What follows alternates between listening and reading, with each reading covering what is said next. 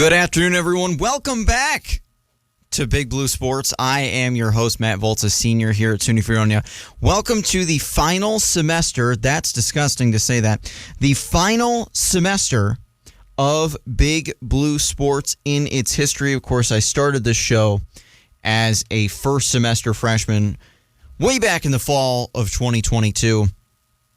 And this is my last semester as I graduate in May, which is absolutely insane to believe. Welcome to the show. It's a bit of a late start this semester. The start to the semester has been interesting for really not just me, but the entire campus. Of course, this is the third week of classes. I have yet to have a full week of classes yet. Obviously, week one was only going to be a short week because we had Martin Luther King Day on that Monday. And classes were supposed to start Wednesday. Then, as has seemingly been the theme of the winter, Fredonia and Dunkirk got absolutely pummeled with snow. So Wednesday's classes were canceled. So that first week, we only had classes Thursday and Friday. Now, a fun thing about my schedule this semester, I don't have classes on Thursdays. So I had 1 day of classes in that first week.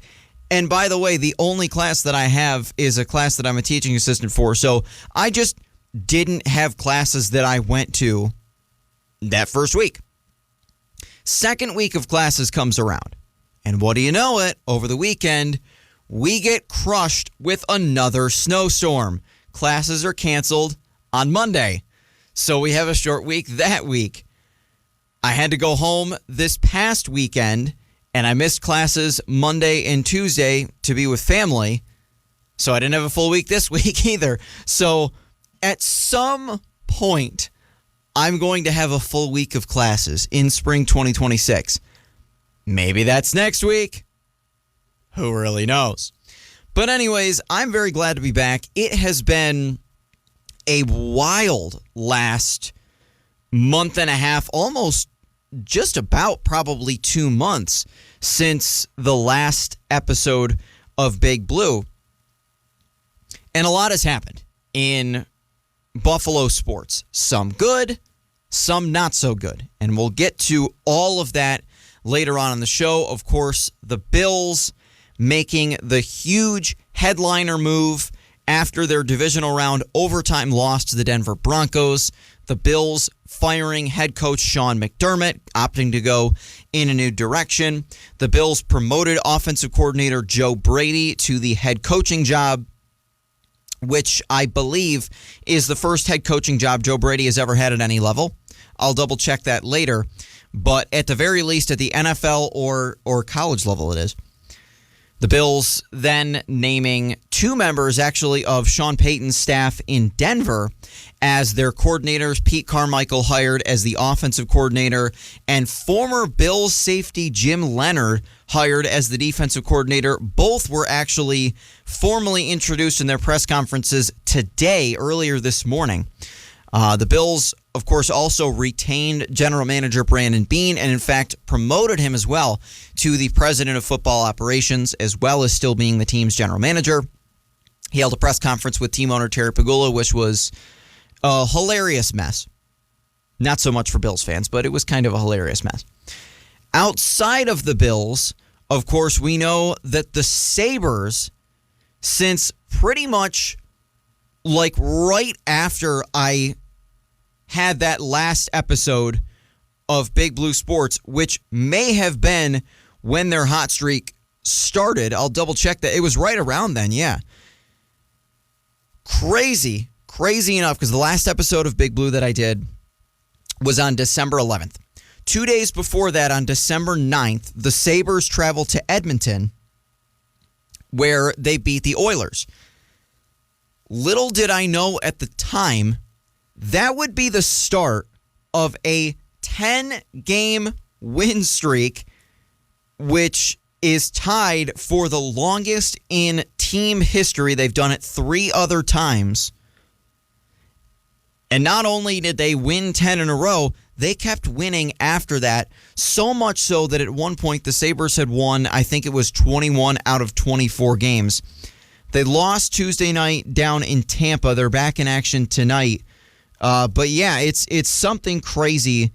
And I'll look at the exact number of it. But, I mean, since that December 9th win in Edmonton, they were 12-14-4. They were 11-14-4 going into that game. They sit tonight at 32-18-6. So that is, if I can do quick math in my head, please bear with me. I know my dad's a math teacher, but that doesn't mean the skills necessarily fell all the way down the line.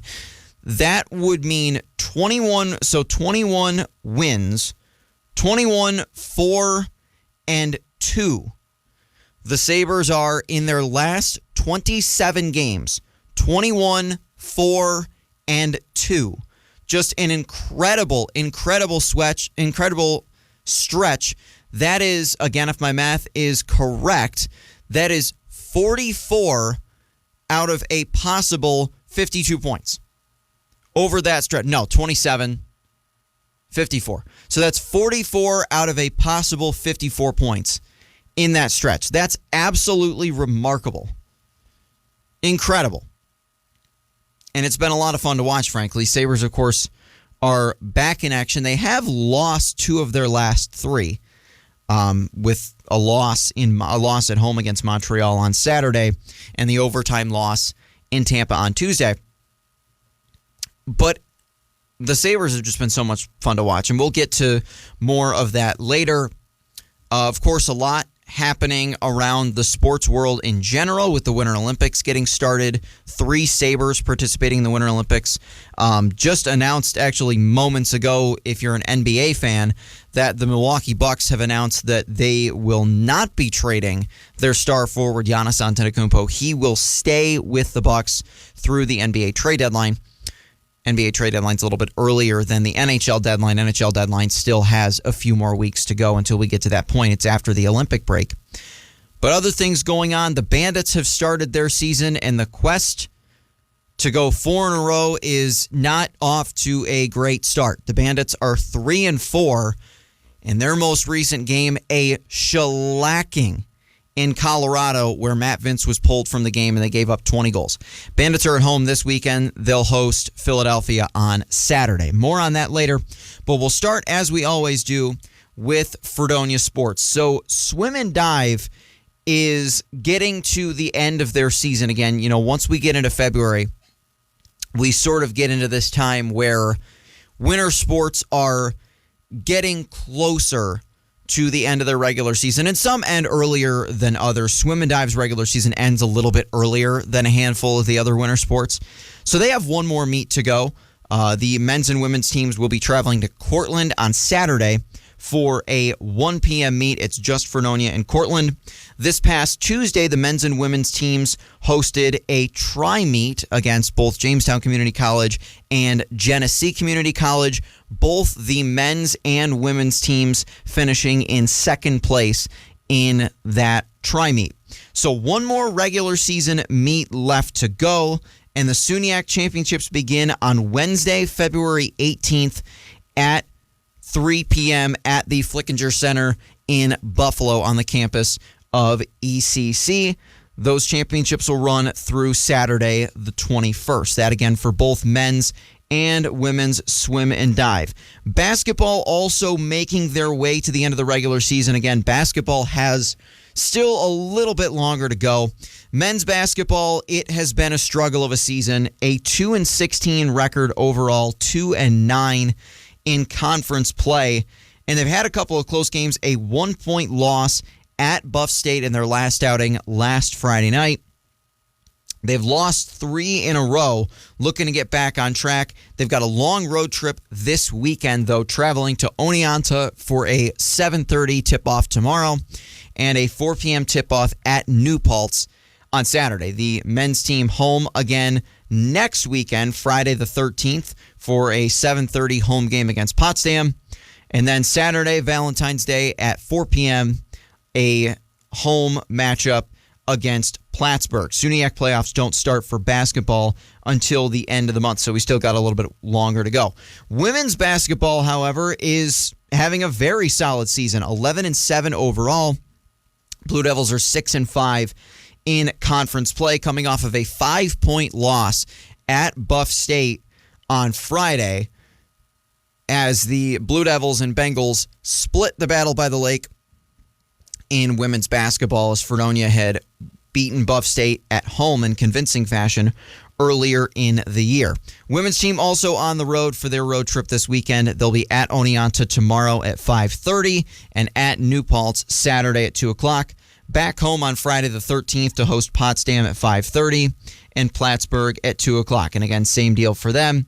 Championships for the SUNYAC don't start until the end of the month. The indoor track season has gotten rolling, and they've got a few more meets to go. They're about the midway point of their season. Again, the indoor season is pretty short. There's only 6 meets. There were only 6 meets on the schedule. So the Blue Devils, halfway through, they were at Nazareth for a meet on Saturday. 3 more meets to go. They've got a trip to Staten Island coming up this weekend for the annual Ocean Breeze Invitational. That will get started tomorrow for men's and women's track. They'll travel to Cornell for a Saturday meet on Valentine's Day, and they'll finish up the regular season on Friday, February 20th with a meet at Brockport. SUNYAC championships at the end of the month, and then the outdoor season begins at the beginning of April. Of course, we'll get shortly, which is crazy to think that it's not too far away. We are in the month where spring training for baseball and softball begin. They don't play till the end of the month, but still crazy to think that we're already to that point in the year. And then finally for hockey, it's been a rough season for Jeff Meredith's crew, coming off of a solid season last year where the Blue Devils won 5 conference games and showed some excellent improvement.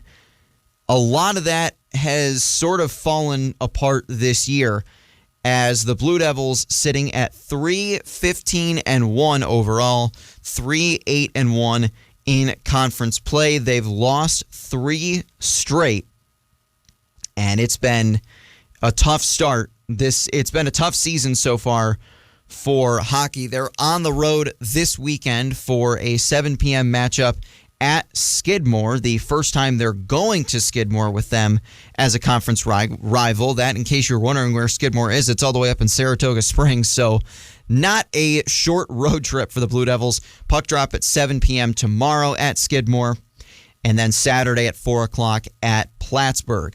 Just 2 home games remain in the regular season. They've got 6 games total, 4 of them on the road. The last 2 home games of the season next weekend, as the Blue Devils host Potsdam at 7 p.m. next Friday night. That is Pink the Rink. And Saturday at 6 p.m. on Valentine's Day, the Blue Devils host Canton. I'll be in the call play-by-play for both of those games, so be sure to tune in to FredoniaBlueDevils.com for the live stream of both of those games. Of course, Pink the Rink on Friday the 13th and senior night on Valentine's Day. You would think it would be the other way around, that Valentine's Day would be on Pink the Rink, but Valentine's Day fell on a Saturday, and as Bruce Almighty used to say, that's just the way the cookie crumbles. So going to take a short break. When I come back, I'm going to talk about what's going on with the Buffalo Bandits, off to a 3-4 somewhat lackluster start, what they need to do to get back on track at home against Philadelphia this weekend. Thanks for tuning in to the first episode of the last semester of Big Blue Sports here on WCVF 88.9, the campus and community voice of Fredonia. Back in a moment. And welcome back to Big Blue Sports on WCVF. So I had mentioned before break that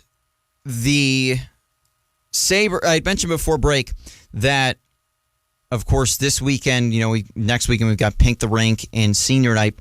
But one other fun event to do next weekend is Rock and Skate. So Rock and Skate is an annual event that Fredonia Radio Systems hosts at Steel Hall Ice Arena. It is on Sunday, February 15th this year from 7 to 9 p.m. We will have music. You can rent skates or bring your own. We'll have food. We'll have all sorts of other lovely, wonderful activities for you to do. It is one of the most fun fundraisers that we do in the spring semester. It's always kind of our big one that starts the spring. So definitely looking forward to that. And it's going to be a lot of fun. So I definitely recommend you stop by. Again, that is Sunday, February 15th from 7 to 9 p.m. So the Buffalo Bandits, of course, starting this season with the In Search of a fourth straight championship.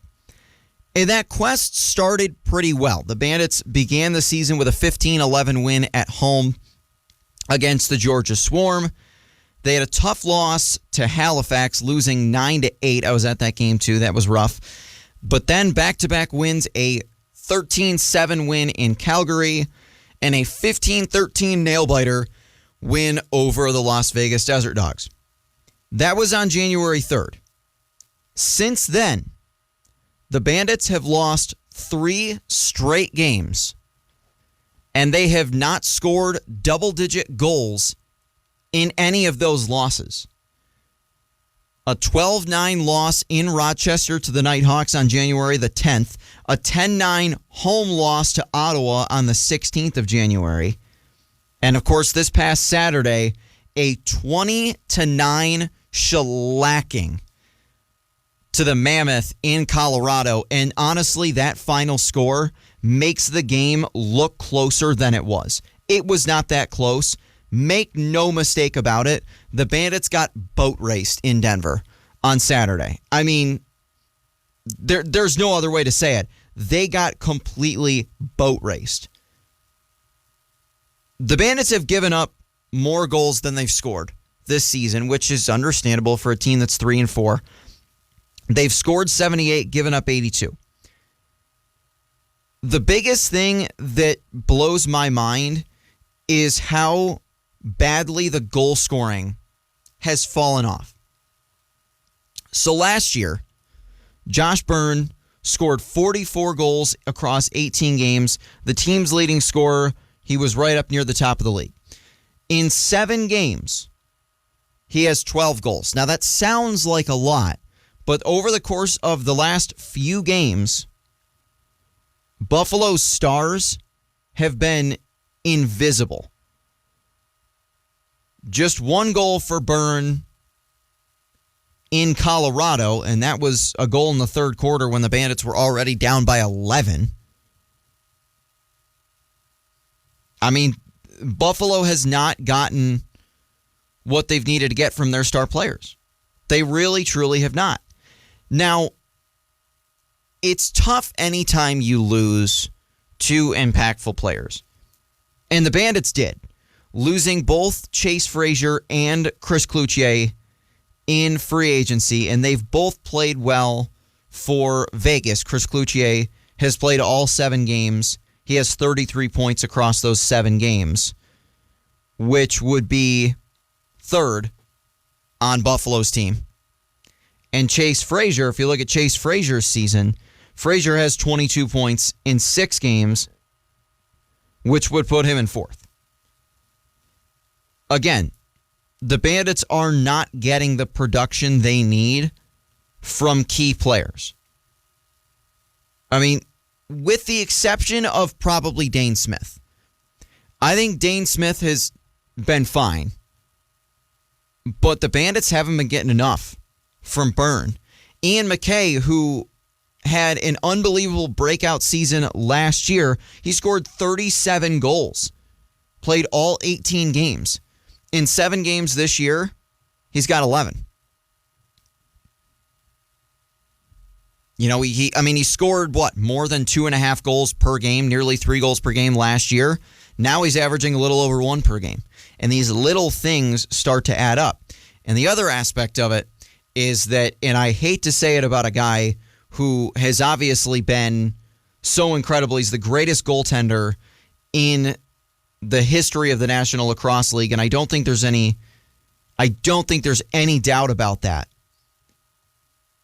But I'll be completely honest. Matt Vince has not been good.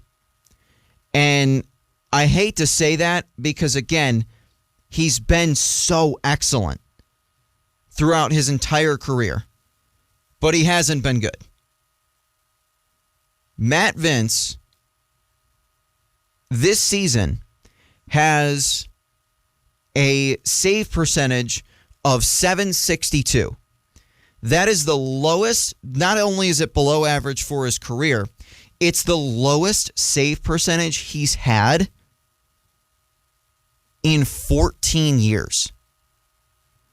Let's let that sit in for a minute. It's the lowest save percentage that Matt Vince has had in 14 years. And not to mention the third lowest of his career, depending on how you count it. His rookie season in 2006, he only played 4 games. He only faced 9 shots. So that doesn't really count. And again, we're not even halfway through the season. But at some point, you have to start wondering,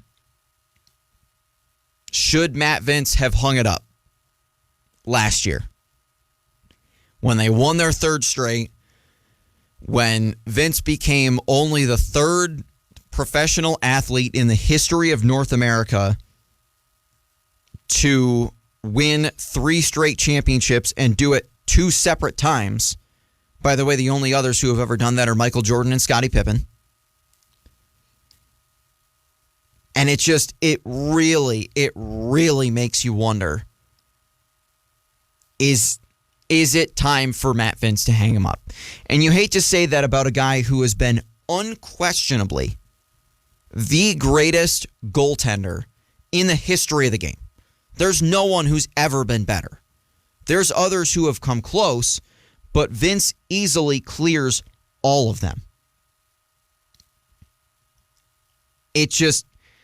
You gotta wonder what's going on with Buffalo.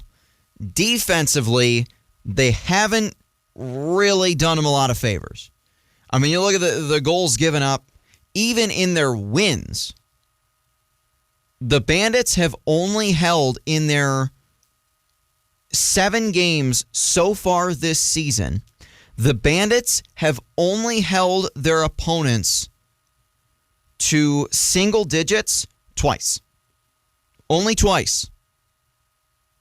And that's not great when the Bandits have scored double-digit goals in less than half their games. I mean, it seems pretty self-explanatory, but when the Bandits score when the Bandits score double-digit goals this season, they're 3-0. When they don't, they're 0-4. Their goals scored, of course, they've scored 9 in 3 straight games. They also gave up 20 to Colorado, which was brutal. Absolutely brutal. Even in their last win over the Desert Dogs, offense looked great. They tied a season high with 15 goals. They gave up 13, which was the most they'd given up in any game this season until their embarrassment of giving up 20 in Colorado on Saturday. It really begs the question, what's going on in Buffalo? Defensively, I mean, defensively, they have to help out Matt Vince a lot more than they have. And that seems kind of self-explanatory, but you're going up against a team you're going up against a Philadelphia Wings team that comes into this weekend at 1-6.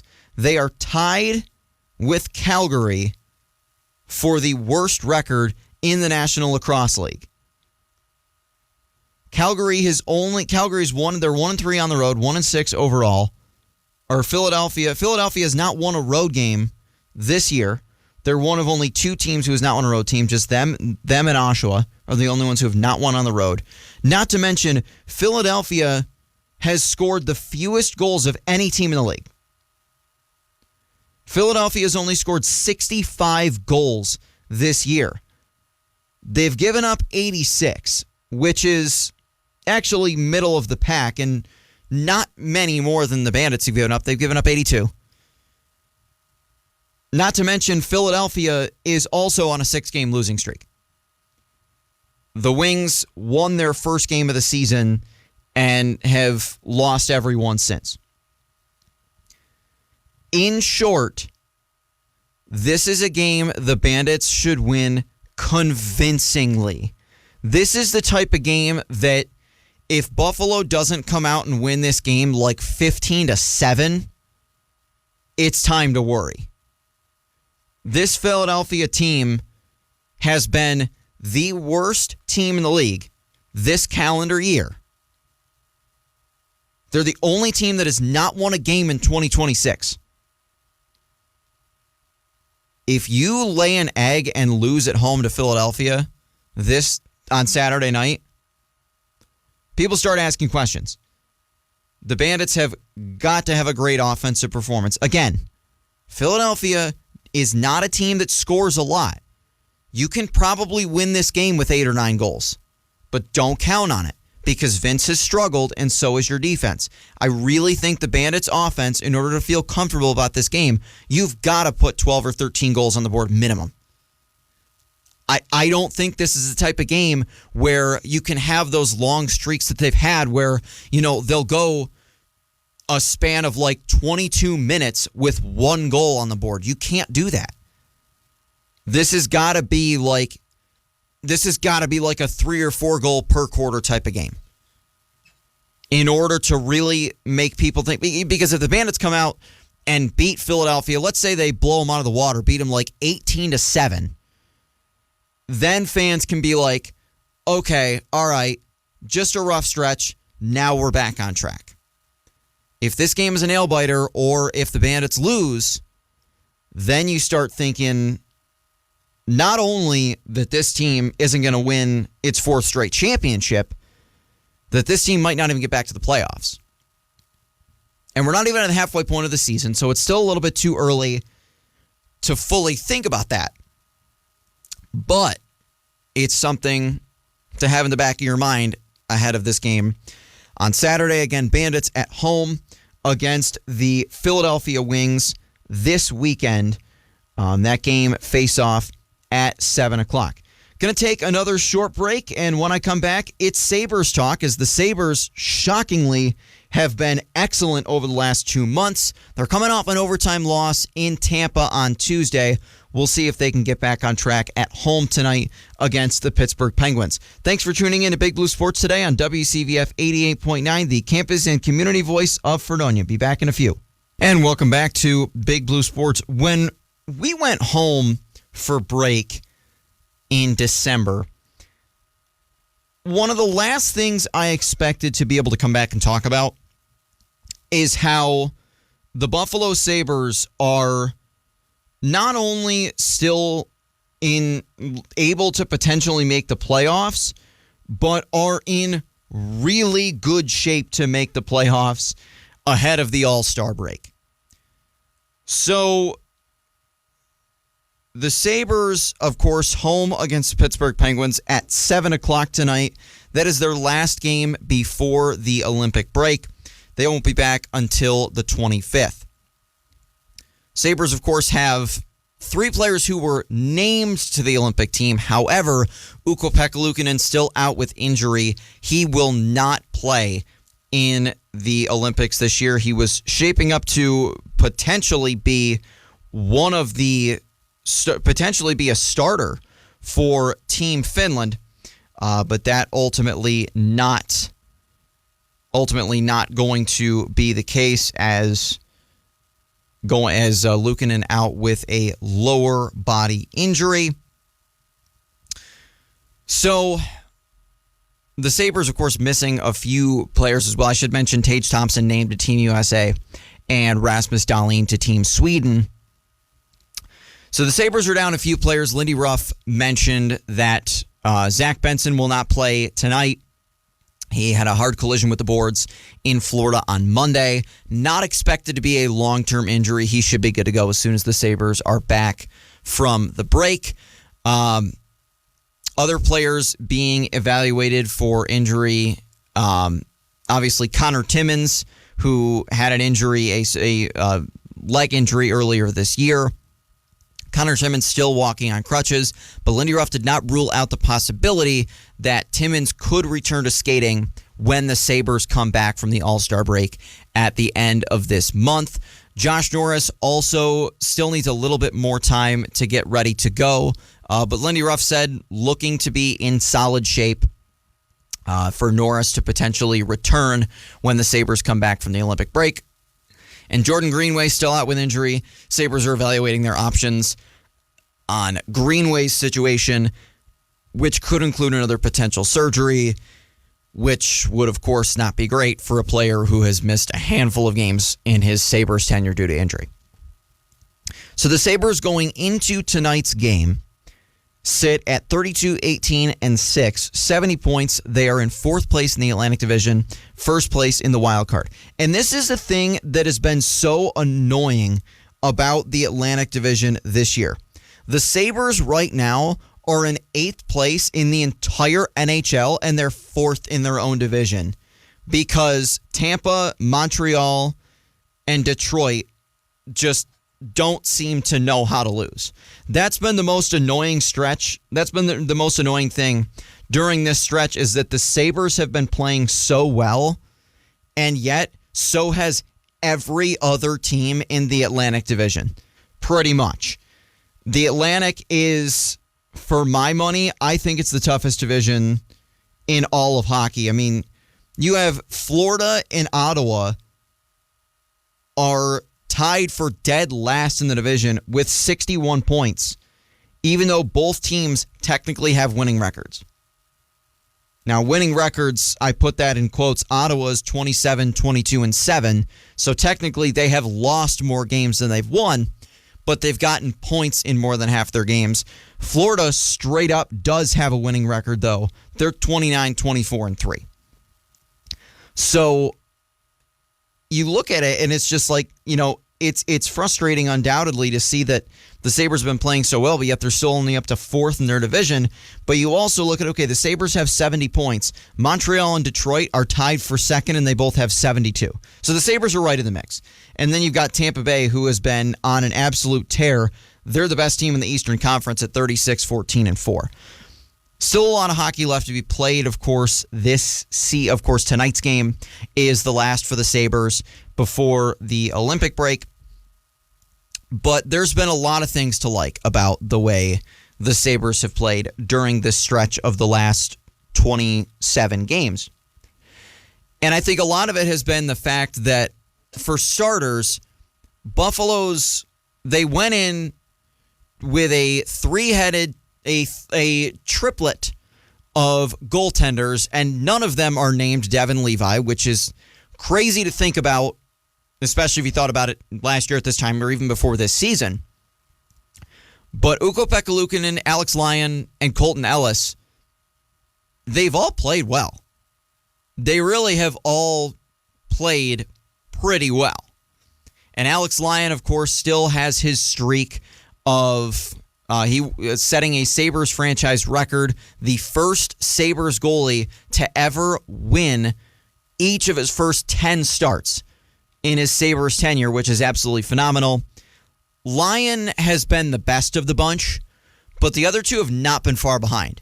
Luukkonen and Ellis have also been pretty solid so far this season, and it helps that the Sabres defense has also played very well this year.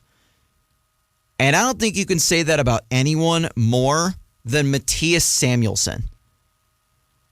Genuinely, I don't even know what to say about Mattias Samuelsson.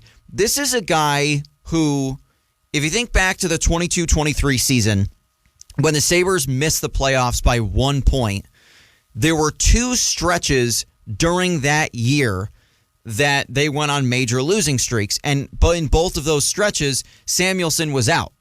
So you would think there was some correlation there. The last 2 seasons, I am not exaggerating, Samuelsson has been one of the worst defensemen in the National Hockey League. He just hasn't been good. This season, I don't think anybody would disagree with the statement that Mattias Samuelsson has been one of the best defensemen in the NHL this season, which is crazy. He's been the second best defenseman on the team. And, I mean, when the best is Rasmus Dahlin, second's pretty good. He would be the best defenseman on most teams in the NHL this year. If you can continue to have Dahlin be Dahlin, of course, if Samuelsson can continue to play at this high of a level, and then if Owen Power and Bo Byram, which Byram has also had a very good season, Byram's offense has been terrific this year. Honestly, so is Samuelsson's. If those 4 players are all playing to their potential, that's a really good defensive unit in front of your goaltenders. And combine that with your goaltenders playing well, you're not going to give up very many goals. And offensively, it hasn't been bad either. The Sabres have, the usual suspects, obviously Tage Thompson, obviously Alex Tuch, those guys have had good seasons offensively. But other guys are contributing. Jason Zucker, of course, has played really well. The acquisition of Josh Doan has been marvelous for Buffalo. And that's something that is surprising to me. Not surprising that Doan is good, but surprising that Kevin Adams actually did something right considering how much I really went after him. And Adams was fired shortly after, we went on break back in December too. But it's been incredible to see. I mean, I'm willing to say right here, right now, as it looks at this moment in time, I think the Sabres have gotten the better end of the Peterka trade. I do. Not that Peterka, and the only reason why I have slight reservations to that is that the Sabres just haven't had Kesselring available for a lot of games. He's missed a lot of games with injury. Nobody's fault, obviously. And not to say that Peterka hasn't played well in Utah. He has. But Josh Doan has been such a spark plug for this Sabres forward group. Players like Josh Doan and Zach Benson, I really think are the key to winning in the NHL. Because they're guys, they are the true definition of what two-way forwards should be. They are playing, this season, they're playing at the level that we always expected but never got from Dylan Cousins. That's, they're two forwards who are excellent defensive forwards but can also contribute in the offensive end. And they've done a great job. Doan and Benson are two undersized guys. They're not the biggest guys, but they get under your opponent's skin. And they do a great job of that. They do a great job defensively as well. And I think that those two have really been a major catalyst for the team. Of course, the Sabres signed Josh Doan to a long-term contract extension, which I think was an excellent decision from new GM Jarmo Kekalainen. I think that was a great decision. And this Sabres team is turning a lot of heads, not just in Buffalo and not just in Western New York, but across the entire NHL. People are stopping and looking and saying, hey, what's going on in Buffalo? This Sabres team is really looking like they're playing to the potential of so many of the prospects that they've had come up through the system. I mean, you're bad enough for that long. You would think that you get good players, and it really seems like they have built something good. Now, there's obviously a lot of hockey left to be played. I mean, we have the Olympic break here, and then once we get back from the Olympic break, we've still got a good month and a half of hockey left to be played. A lot can happen in that stretch. But right now, the Sabres look like they're in pretty solid shape. And let's just hope that continues. Going to take a short break. When I come back, the final bit of the show, I'm going to talk about my thoughts on the Bills' front office management decisions that have been made since the playoff loss to Denver in the divisional round. Thanks for tuning in to Big Blue Sports on WCVF 88.9 FM, the campus and community voice of Fredonia. And welcome back to Big Blue Sports. For the final few minutes of the show this afternoon, I'm going to talk about the Bills, of course, as usual. It was a wild ending to the season. So the Bills, of course, falling to the Denver Broncos in the divisional round of the playoffs after not winning the AFC East for the first time since 2019. 5 straight division titles, and the Patriots won it this year. The Bills, as a wild card team, go to Jacksonville and get their first road playoff win in 33 years, beating the Jags on a game-sealing interception from Cole Bishop off the deflection from Tre'Davious White. They go into the divisional round in Denver against the Broncos, in a game where the Bills started out hot, but turned the ball over 5 times and lose in overtime to the Broncos. Then the Broncos lose quarterback Bo Nix to an ankle injury, and the Patriots win the AFC Championship, and they're playing in the Super Bowl on Sunday. The Bills then made a move. Terry Pegula said that in the locker room post-game, he felt as though the team had hit the proverbial playoff wall. And he fired Sean McDermott. Now, I guess my thought on the matter is this. To a certain extent, I understand firing McDermott. I get it. You've gone to the playoffs so many years in a row, and yet not only can you not win the big one, you can't even get to the big one. I've only been to the AFC Championship game twice in Josh Allen's entire career. And it just, there's frustration. Some of those games have been lost, partly due to poor coaching. But here's the flip side to that. If you decide we want to make a change, we're going in a new direction, fine. Why was Brandon Beane retained and promoted and left in charge of the coaching search? In my mind, you either keep McDermott and Beane or you fire them both. I would have understood either of those decisions more than firing McDermott and keeping Beane. If I was going to fire one and keep the other, I would have fired Beane and kept McDermott. And the reason I say that is because the quality of this Bills roster is not to the level that a lot of its competitors are. And there's one position group in particular, of course, that's the wide receivers. You remember Brandon Beane going on WGR last year and, talking about how dumb Bills fans were for wanting more receivers after we had scored the most points in the league. And now this year, our receiver room was quite possibly the worst in the NFL with an MVP quarterback.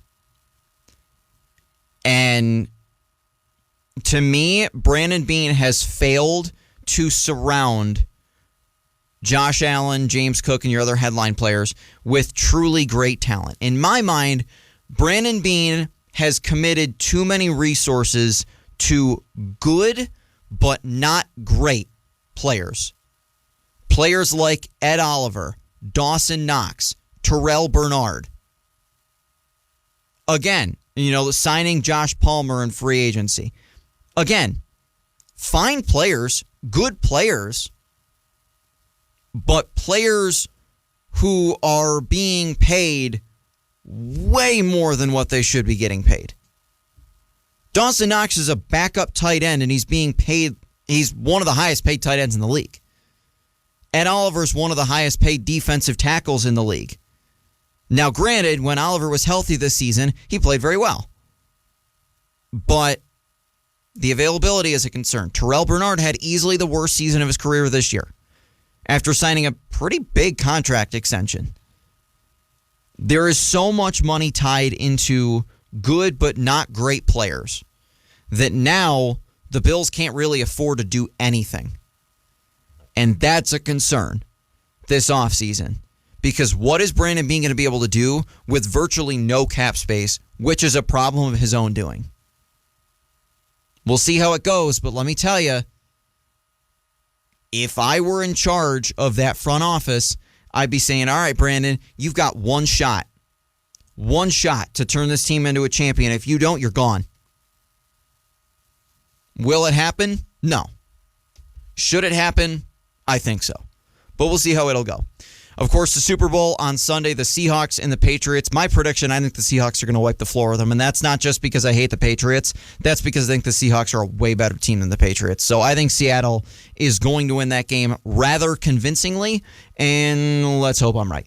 So thanks for tuning in to Big Blue Sports this afternoon. I want to thank everybody who is at home listening, as well as everyone here at FRS who makes this show possible. I'll be back next week to recap the Super Bowl, talk more Sabres, Bandits, Bills, and Fredonia sports. This is Matt Volz saying so long until next week. Catch you then.